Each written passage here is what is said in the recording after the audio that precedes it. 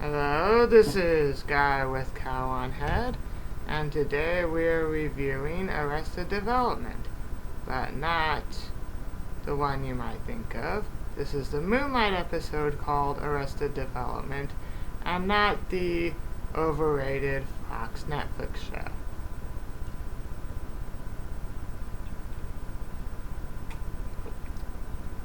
Anyways, what happens in this episode? Well, it's because the problems happen because of a teenage vampire. Teenage vampire. Anyways, I don't know if they ever reveal the teenage vampire's name, but he's definitely the villain of the week.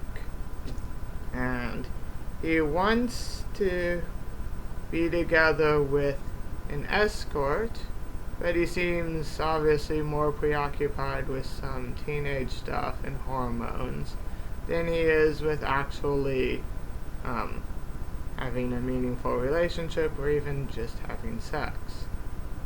But yeah. So there are two women, human women. One is Cherish, and she goes missing, and people investigate what happened with her.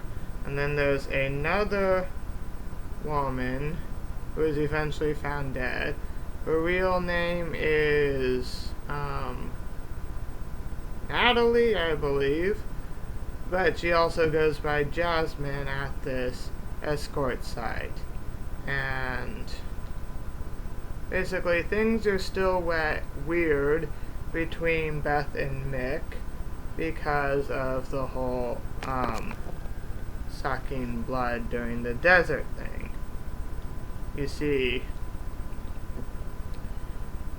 he sucked her blood during the desert and now he was avoiding her, but this case brings them back together. Because I forget exactly how they were both reunited for it, and I think it was a story that Beth was doing and a case that Mick was assigned, and that's how they were reunited. And basically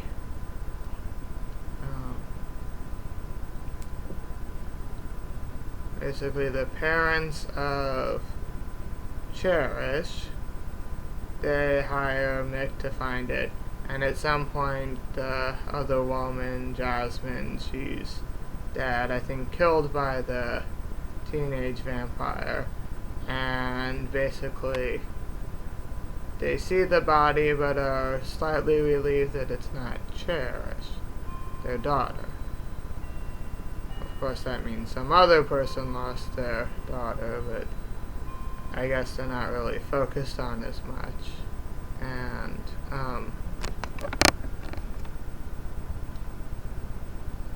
what else? Oh yeah, there's a lot. The topic of fate is brought up a lot, and Mick keeps saying in the voiceovers, what you want doesn't always matter. And he says this so much that it gets kind of annoying since he's saying it too much. Saying the same thing over and over again can get annoying. Anyways, Beth and Josh, they were having their 1 year anniversary thing, but not like a wedding anniversary. They've just been dating for a year. I mean, maybe I'd date someone that long, but you think if there were more, we could wind up doing more than just date. But we'll see if that ever happens at all. And I can't even talk about my dating life. It's not like I've had one. I mean, I guess I've had one girlfriend, but not really a serious one. Anyways, sorry, my nose is itchy. Itchy and scratchy. Maybe someday poochy. Hold on, I'm gonna pause for a bit. Okay, hopefully I got all the itches out of me, at least in the nose and other different areas. Yeah, as you can tell, this is my cat. She's really likes hanging out on laps. A friend of Beth's, I forget her name, wonders if her relationship with Josh is moving fast enough. It's like I say, 1 year just dating. Although I know it's happened to some people, it all depends on the circumstance. Over a year you can be dating someone. And, she wonders why Beth and Josh haven't moved in together yet. And this friend of Beth thinks there could be another person involved, namely Mick. But Beth isn't quite sure she wants to admit it yet. Anyways, Mick, meanwhile, asks for Joseph's help during the case, and,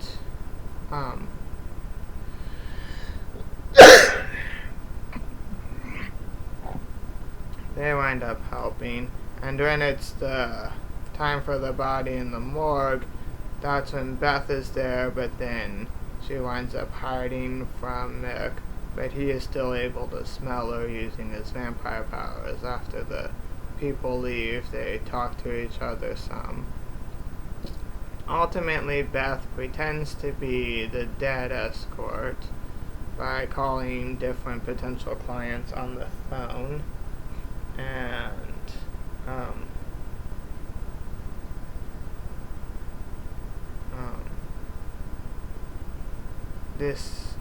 she's also there.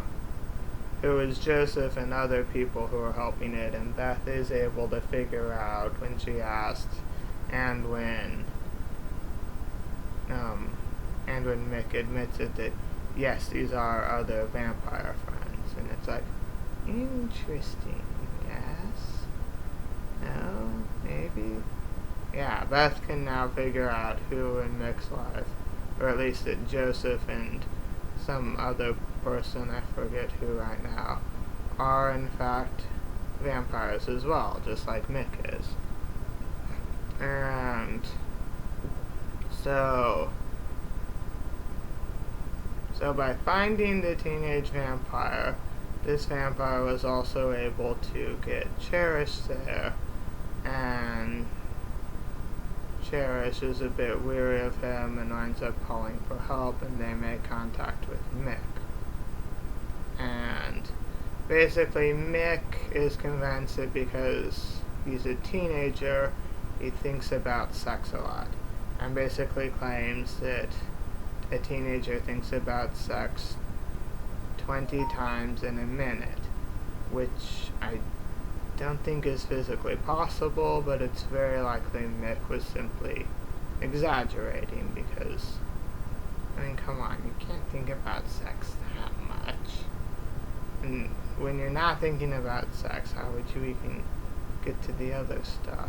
Or, yeah, it can't be right. Basically, Mick arrives, and maybe Beth, or I think just Mick, and the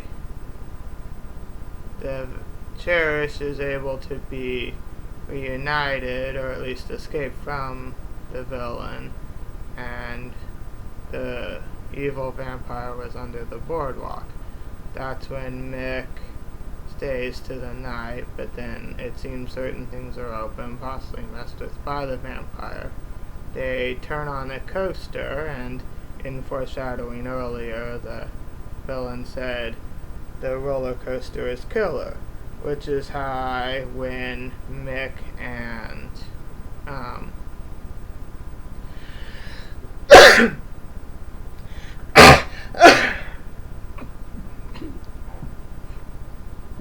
when Mick and this vampire fight, it is ultimately the roller coaster that winds up decapitating the villain vampire, and thus ends his arc and takes him out as a result. But yeah, it was also due to the fighting and stuff, and that this was able to happen. Cherish is meanwhile reunited with her parents, and Mick had said earlier that if you go looking for trouble, you'd find it, and that's basically why you shouldn't look for trouble, because trouble is bad. And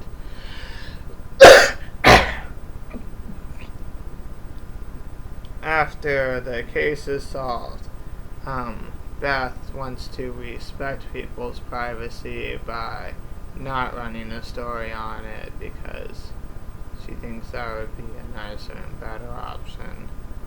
And